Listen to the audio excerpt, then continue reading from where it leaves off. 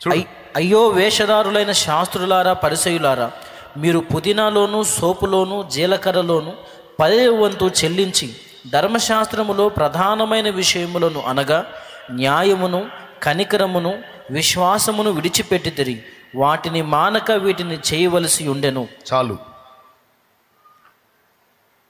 అయ్యో వేషధారులైన శాస్త్రులారా, పరిసయ్యులారా, మీరు పుదీనాలోను, సోపులోను, జీలకర్రలోను కూడా దశంభాగాలు తీస్తారు. ఇన్ని బాగా ఫాలో అవుతారు. కానీ ధర్మశాస్త్రంలో ప్రధానమైన విషయములను అనగా న్యాయ ప్రవర్తన, కనికరము చూపుట, విశ్వాసము. కనికరం అంటే ప్రేమ అండి. ప్రేమ, జాలి, దయ, కనికరం 3 చెప్పాడు. 1 న్యాయం, 2 కనికరం, 3 విశ్వాసం. ఇవి ముఖ్యం. మీరు వీటిని పక్కన పెట్టి మిగిలినవన్నీ ఫాలో అవుతున్నారా? ఇది ఎట్టుందంటే దోమ లేకుండా వడగట్టి ఒంటిని మింగారంట. స్తోత్రం. ఏమైనా అర్థమైందా మీకు? దోమ కూడా లేకుండా వడగట్టి ఎగ్దాం ఒంటిని మింగారంట. ఎంతమందికి అర్థమైంది? అట్టుందిరా మీరు చేసే పని. మీరు బిల్డప్ ఏమో దోమ లేకుండా వడగట్టినట్టు బిల్డప్, మీరు మింగేదేమో ఒంటెలనిరా బాబు. మీకు తెలుసా మీరు ఏం చేస్తున్నారు?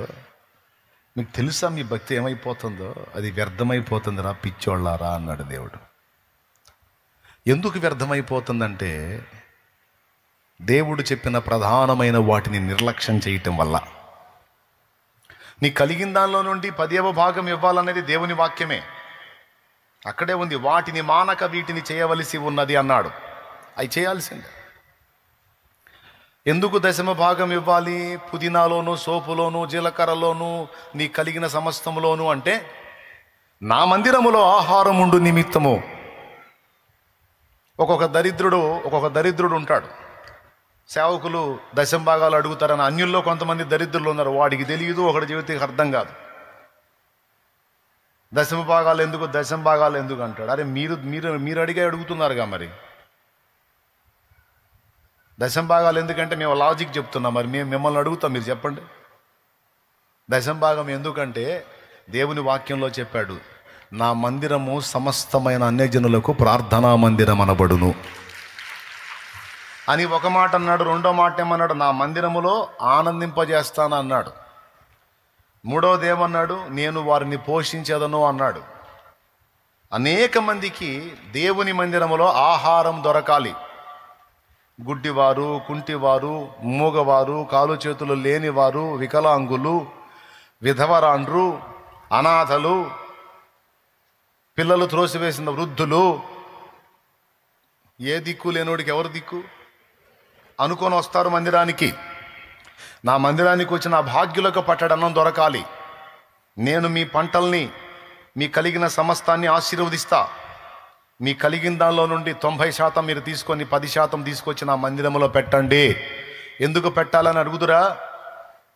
ఒకనాటికి నీకే అన్నం లేని రోజు వచ్చినప్పుడు అదే నీకు ఆహారం అయిద్దిరా పిచ్చోడా అని. అది దేవుడు చెప్పింది. నీకే ఆహారం లేని దినాన అదే నీకు ఆహారం అయిద్దమ్మా. లేకపోతే నువ్వు ఏ అభాగ్యుడిని తీసుకొచ్చినా, ఏ అభాగ్యురాలను తీసుకొచ్చినా పట్టెడన్నం మందిరంలో దొరికిద్ది. కాబట్టి ఎప్పుడు సన్నిధిలో సమృద్ధి ఉండాలి, అందుకని తెచ్చేయమన్నాడు. తండ్రి సన్నిధిలో నేను అది చెప్తా, నీకు సమృద్ధి ఇచ్చాడా దేవుడు, తెచ్చేయి. నీకు లేదా వచ్చి తీసుకొని పో. బాహాటంగా చెప్తున్నాను నేను. ఉందా తెచ్చేయి, లేదా తీసుకొని పో.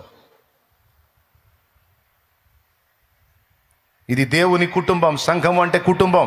నిద్ర వచ్చిన వాళ్ళు స్తోత్రం చెప్పండి. మెలుగుతో ఉన్న వాళ్ళు చెప్పండి. బుక్ అవుతారేమో చూసాలే.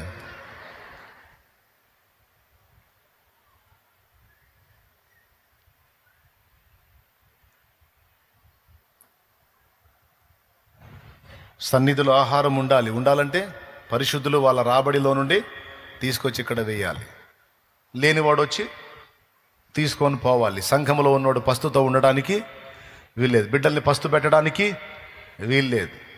ఇది క్రమం. కాబట్టి ఇది చేయాలి. దీంతోపాటు న్యాయము, కనికరము, విశ్వాసము, ఈ మూడింటిని కూడా మీరు విడిచిపెట్టకూడదు అని మాట్లాడాడు.